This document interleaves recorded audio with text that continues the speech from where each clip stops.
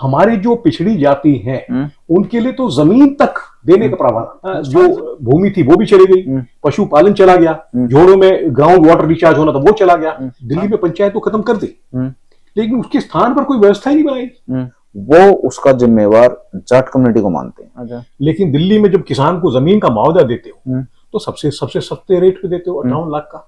इतनी सस्ती जमीन कहीं पर भी नहीं दुनिया में। और जो 35 बिरादरी जो उसके साथ काम करती थी उन सबका भी जो है सिस्टम चला गया। डीडीए कौन है और डीडीए का मेन मकसद क्या है? वो दिल्ली में प्राइवेट कॉलोनी बनाना अलाउड था। उसके दुष्परिणाम इतने ज्यादा हो गए कि जो है सरकार का शिकंजा कस गया, मनमाने रेट पर जमीन एक्वायर करनी शुरू कर दी। उसके लिए सीमेंट लेती है सरकार, देश के लिए बांध बन रहा है। हाँ।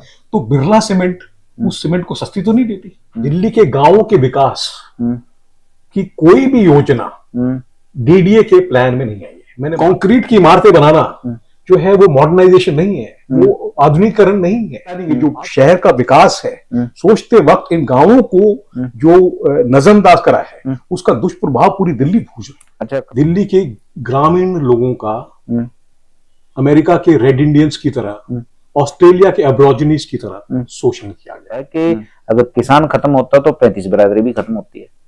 तो जाहिर तौर पे कह सकते हैं अगर किसान धरने पे बैठते हैं या किसान विरोध करते हैं तो वो उन 35 बिरादरियों के लिए भी हक मांग रहे हैं।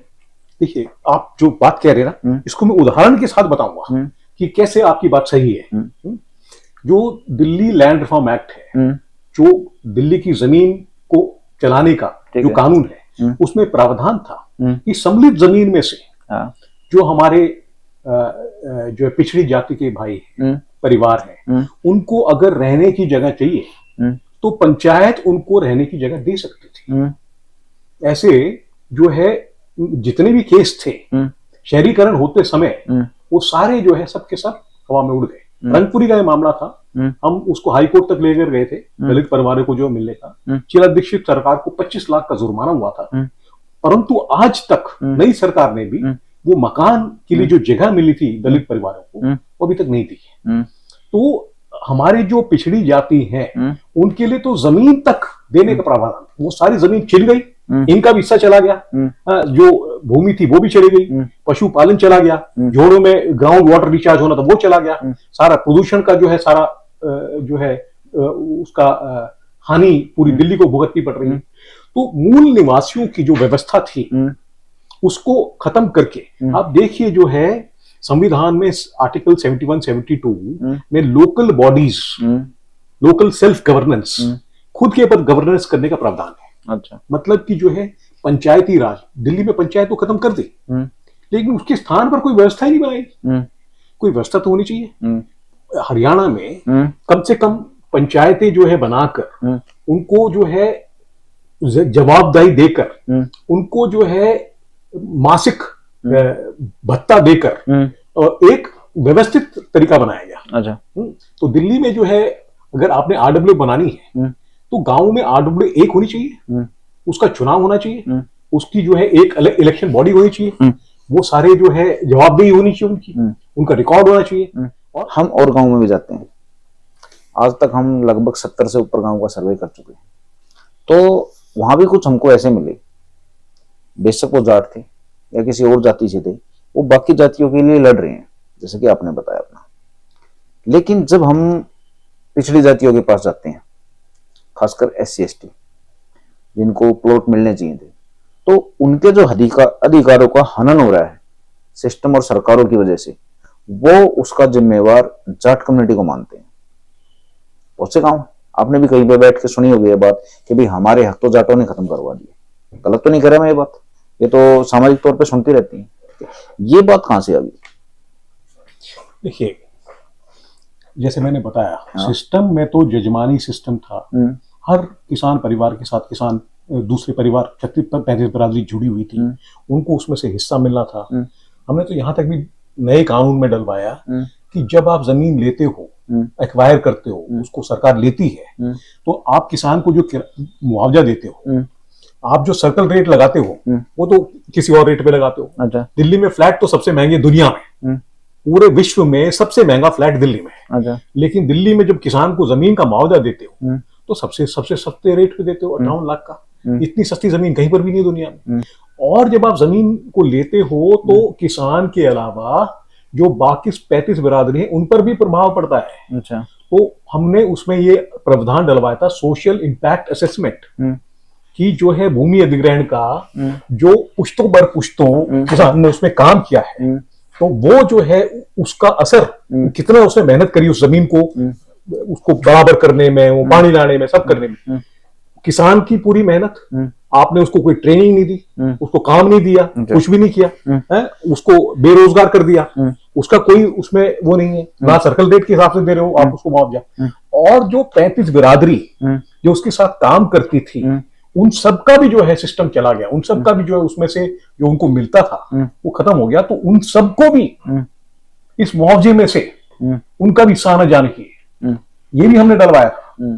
तो ये सारी चीजें इसलिए डलवाई थी कि सारी बिरादरी एक साथ जो उनको प्रभाव पड़ रहा है वो उनको लाभ मिले और उनके ऊपर जो उनको नजरअंदाज किया गया है।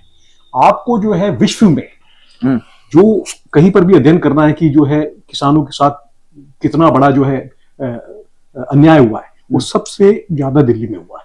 अच्छा कर्नल साहब, एक सीधा सवाल पूछता हूं मैं, डीडीए कौन है और डीडीए का मेन मकसद क्या है?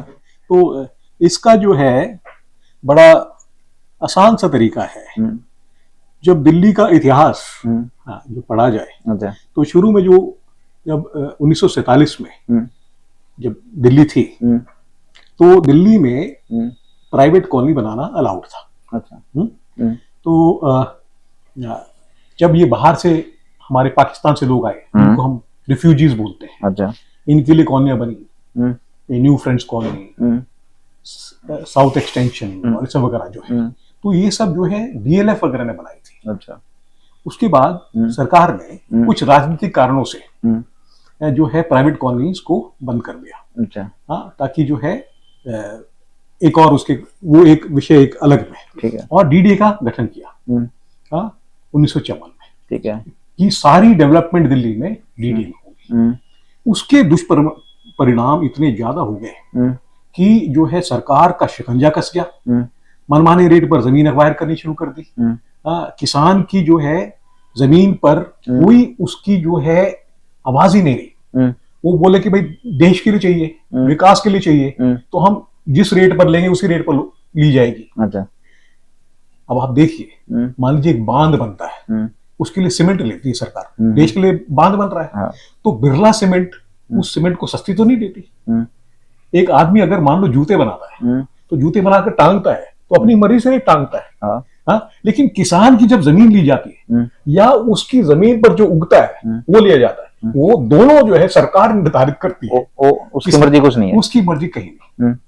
और ये जो है जब इस देश की 80% जनता किसानी पर है, और ये जो इन्फ्लेशन से जो देश बचा हुआ है, अच्छा, वो इसलिए बचा हुआ है क्योंकि 80% लोग किसानी पर है। वो अपना दूध, सब्जी, पानी, जो जरूरतें हैं वो ज्यादातर अपने आप पैदा कर लेते हैं। ये किसानी को धीरे धीरे खत्म किया जा रहा है। हाँ, इसमें तो कोई दो राव नहीं है। बिल्कुल। योजना आयोग में जो है पैसे खर्च करे जाते हैं कि कैसे परिवारों को किसानी से दूर किया जाए। किसानी को धीरे धीरे खत्म किया जा रहा है जी। तो जैसे कि आपने बताया कि शुरू में जो राज्य महाराजा थे, हमारे पूर्वज थे, उन्होंने अलग अलग जमीन रखी थी हर एक चीज के लिए, वो खत्म कर दी गई। अब जीरो हो चुकी है दिल्ली, क्योंकि सब कुछ डीडीए के पास गया। ग्राम सभा के नाम पे जीरो हो चुकी है, उनकी जमीनें ली जा रही है। लाल डोरे की जो जमीन है उस पर भी लगातार टैक्स के मार पड़ने की सोच रहे हैं, एमसीडी कर रहे हैं, किसी न किसी तरीके से सिस्टम ही कर रहे हैं। भविष्य किस तरह देखते हो? किसानी तो खत्म कर रहे हैं, लाल डोरे को खत्म कर रहे हैं। 54 से जब से डीडीए बनी है तब से अभी तक दिल्ली के गांवों के विकास की कोई भी योजना डीडीए के प्लान में नहीं आई है। मैंने मास्टर प्लान की जो कमेटी बनी, अभी नया मास्टर प्लान आ रहा है, नए मास्टर प्लान में भी दिल्ली के गांवों को विकास करने के लिए, विकसित करने के लिए, यूरोप में, विदेश में, अच्छा, जब कोई भी डेवलपमेंट होती है, विकास होता है, तो जो है उसमें गांव के इर्द गिर्द विकास किया जाता है। अच्छा, उस गांव की जो गांव को संस्कृति है, छोड़ देते हैं। नहीं उसको गांव की संस्कृति को है? उसको और बढ़िया करने के लिए, जैसे वेनिस में झील है तो वहां पर एक ईंट भी नहीं लगाने देते कि जो पहले था उसको संभाल कर रखा जाए। तो इन गांवों को संवारने का कोई काम नहीं करती सरकार। गांव को जानबूझ के इग्नोर किया जाता है। इग्नोर करा जाता है, खत्म करा जाता है। क्यों? उनको स्लम बना दिया है। स्लम क्यों? क्योंकि जो है सरकार इन गांव वालों को जो है प्रोत्साहित करने की बजाय हतोत्साहित कर रही है। जो उनकी जमीन है उसका उपयोग अपनी मर्जी से करना चाहती है, जो कि लगता अच्छा है कि उसमें कांच की बिल्डिंगें बन जाएंगी, लेकिन कंक्रीटाइजेशन, कंक्रीट की इमारतें बनाना जो है वो मॉडर्नाइजेशन नहीं है, वो आधुनिकीकरण नहीं है। आधुनिकीकरण जापान जैसे देश में भी जहां पर इतनी कम जमीन है वो भी जो है शहर में खेती के लिए जगह छोड़ते हैं, उसको पेरिकल्चर बोलते हैं कि अर्बन एरिया में भी खेती हो। अब अगर कोई जो है कोई मान लो भूकंप आ जाए, यहाँ पे उल्टा चल रहे हैं, विपदा आ जाए, हाँ उल्टा कर विपदा आ जाए तो हमारे पास दिल्ली में कुछ उगता ही नहीं, सब कुछ बाहर से आता है। तो एक जो है एक ही मंडी है, कैलिफोर्निया में जो है 8-9 मंडियां हैं जो है सब्जी की। तो ये सारी चीजें जो है जो टाउन प्लानिंग है, जो शहर का विकास है, सोचते वक्त इन गांवों को जो नजरअंदाज करा है उसका दुष्प्रभाव पूरी दिल्ली भूज रही। अच्छा कर्नल साहब एक बात बताइए, 1954 बताइए आपने डीडीए जब बनी थी और तब से लेकर आज तक गांव के लिए कोई प्लान नहीं उनके कुछ नहीं। इस 54 से लेकर आज तक 2023 में बैठे हम, गलत तो नहीं? तो इन सालों में सरकारें सारी आ चुकी हैं, पार्टी सारी आ चुकी है, किसी एक पार्टी को टारगेट नहीं करता मैं, किसी ने भी गांव के लिए कोई प्लान नहीं बनाया। तो क्या पब्लिक ये सोच सकती है कि कोई भी पार्टी गांव के बारे में नहीं सोचती? इसका तो सिर्फ हाँ या ना में जवाब होना चाहिए। आपने जो कहा वो तथ्यों के साथ इतिहास के अनुसार बिल्कुल सच है। दिल्ली के ग्रामीण लोगों का अमेरिका के रेड इंडियंस की तरह, ऑस्ट्रेलिया के एब्रोजिनीज की तरह शोषण किया गया है।